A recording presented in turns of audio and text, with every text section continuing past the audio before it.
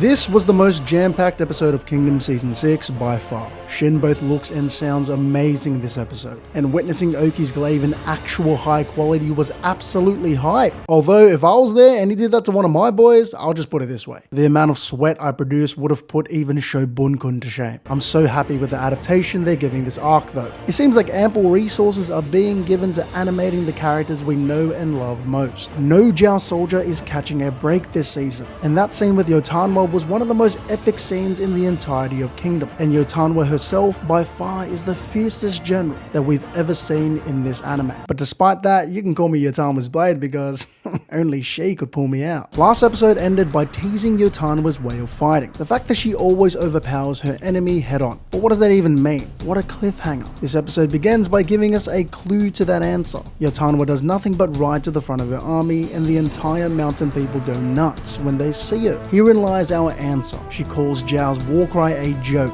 and asks her people to show them what a real war cry sounds like. And what we witness next is insane. I thought it was already impressive when the mountain people had a surge of morale after laying eyes on Yotanwa, but I was quickly proven wrong when the mountain people lost their minds. What was there not to love about it? Their screams were deafening, the ground was shaking, Ten was sweating. I won't lie, at first I thought the mountain people's reaction to Yotanwa riding to the front was a bit underwhelming, but now I think it was intentional. Having the first part be different made the next part with everyone screaming their heads off hit that much harder. So I like the decision making there. If it isn't obvious by now, Moten confirms what Bajio meant by Yotanwa's way of fighting. In this specific case, morale is Zhao's greatest weapon, and she means to destroy it by outdoing them in their own best category. What a freaking badass. As for cut content from the manga, I thought this would be a little important to note. During her speech, Yotanwa recognizes that even though this is technically a war between the Plainsfolk, it is also a war for the sake of expanding their own people's world. So really, Yotanwa is similar to Sei in that perhaps she seeks to unify all of China's mountain tribes. Another interpretation may be Yotanwa's desire for the mountain people to be accepted more widely throughout China. She's not done though. Yotanwa is still sunning Zhao. She calls Retsubi, Zhao's national gate, a little castle. That crap is hilarious. I will always love how Yotanwa makes the Plainsfolk sit down and hypes up the might of her people. That's the Lord of Death, man. The Mountain Queen, who managed to unify 100 tribes. The battle has now begun, and Yotanwa's horseman unit charged towards the gate. A tactic with little thought given to it, or so it seemed. This Heba tribe not only managed to dodge a volley of arrows using the Speed Force, but killed a Zhao soldier that had to be left behind, or else they would have breached the gate. That's a fate. I'm not gonna lie, seeing them smack the gate like it was gonna do anything was so funny. Zero brain. One of them even tried to lift the gate. Tajifu is such a troll. He said that won't work. Like everybody didn't already know that. I would say caveman brain, but it might just be mountain folk brain. While that's happening, Ohon gets word that Shin has been put in charge of sieging Retsubi. He is not happy, to no one's surprise. It's not even Ohon hating by himself.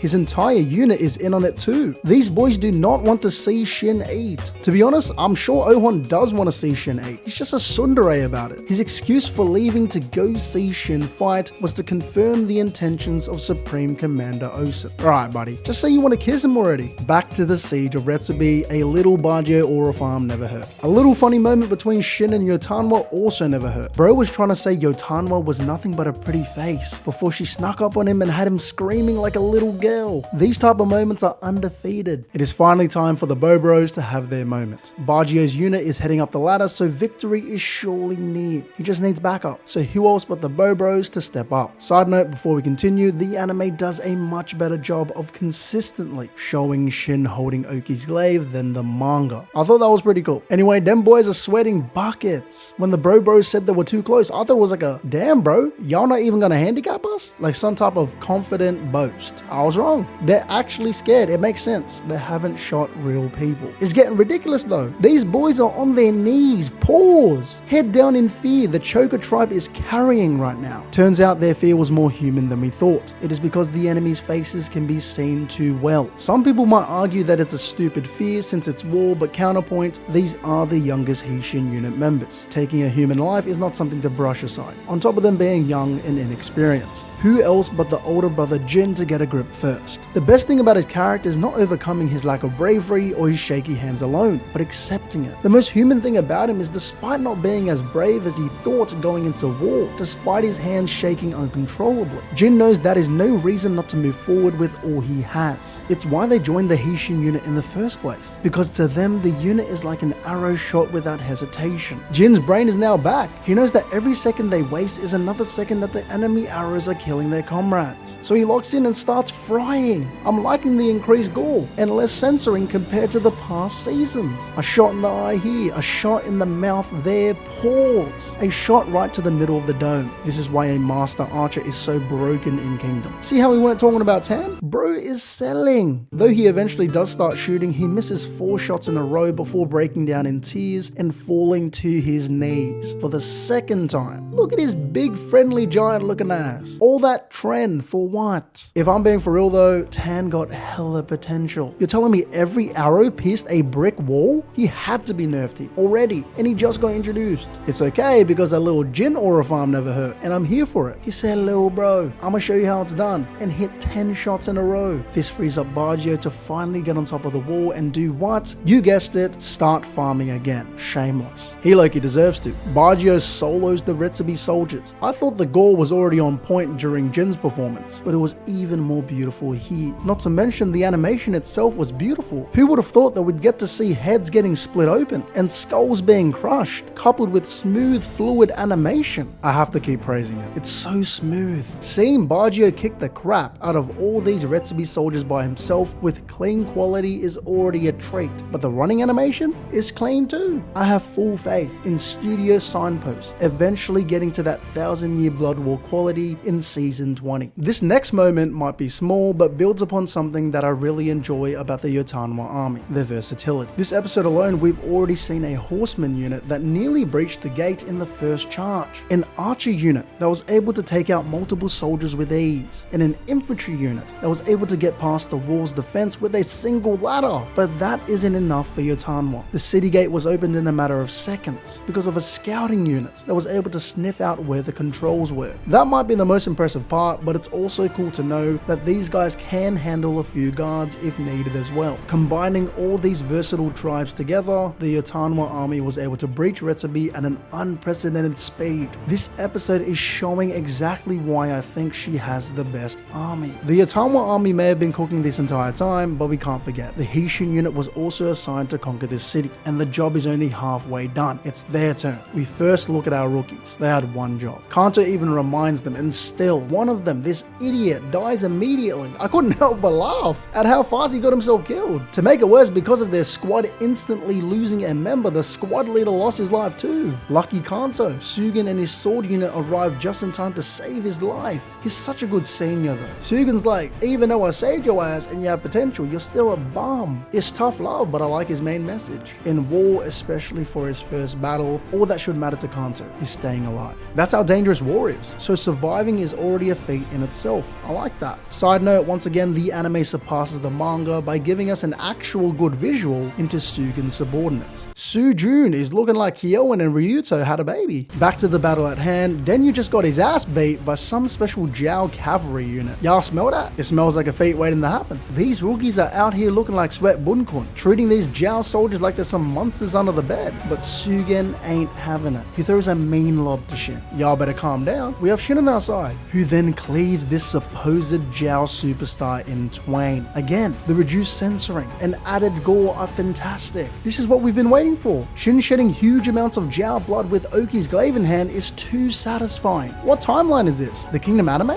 is showing Shin cleaving multiple Zhao soldiers in twain while having blood and bodies flying everywhere? But all good things eventually come to an end. Kyokai couldn't help but roast our boy. Shin ain't mastered the glaive at all. It's all in good fun though, which is why I'm a little bummed that they cut out this legendary line from the manga. The anime has Kyokai just straight up roasting Shin, but at least in the manga she says it's very manly of him, despite struggling to swing the glaive. They did my couple kinda dirty. Shin calling Oki's glaive a piece of crap was also too funny. It was well executed. I just know Oki is rolling in his grave right now, and Ko crying was the perfect reaction to what Shin said. With Shin and the Heishin unit's efforts, the city of Retsubi was successfully conquered, and we shift to Ohon arriving on the scene at sunset. Ah, how satisfying to see the Gyokyo unit be super salty that this siege began at midday and ended at sunset, lasting not even half a day. And to rub it in Ohon's face, the cherry on top was Shin standing on Retsubi's main castle with the Heishin unit flag, happy as ever. Just when I thought this episode was all about Yotanwa and Shin, Osen just couldn't help but get his. Osen said, "I'ma get mine," and started aura farming too. His eyes might be his defining physical trait, but damn are they creepy. Look at him casually strolling through the gate and giving out commands. I want to say who bro feeling like, but I guess he is the Supreme Commander. He's that guy. Now that everyone has entered the castle, preparations have begun to solidify Retsubi as a city of Qin, permanently snatched away from Zhao. It's getting real. Supply lines are everything, and so holding Retsubi is the key to making the Gyou campaign possible in the first place. The stakes could not be higher. I love it. We then cut to Zhao Commander Kosun Ryu receiving the news that Retsubi has fallen. But the weird thing is that instead of being worried, he said it ain't nothing but a thing. Apparently within Retsubi lies Roboku's hidden scheme. Here comes the glaze. And supposedly, Osen has already discovered what it is and is farming into the sunset. It's about to be a glaze fest. All in all, I think this episode did a really good job in actually adding more stuff than it cut. The multiple scenes of Shin showing off Oki's glaive wasn't even in the manga. They played a bit more with the creative freedom when it came to fleshing out the Heishin unit members too. I can't glaze this episode enough. This episode definitely deserves a 10 out of 10. Heck, maybe even a 20 out of 5, a 6 out of 7. Anyway, if you made it to the end, thank you for tuning in. Let me know what you guys thought of this episode in the comment section below. Also, it would mean a lot to me if you guys love a like, share this video with a friend, and subscribe for another video next week.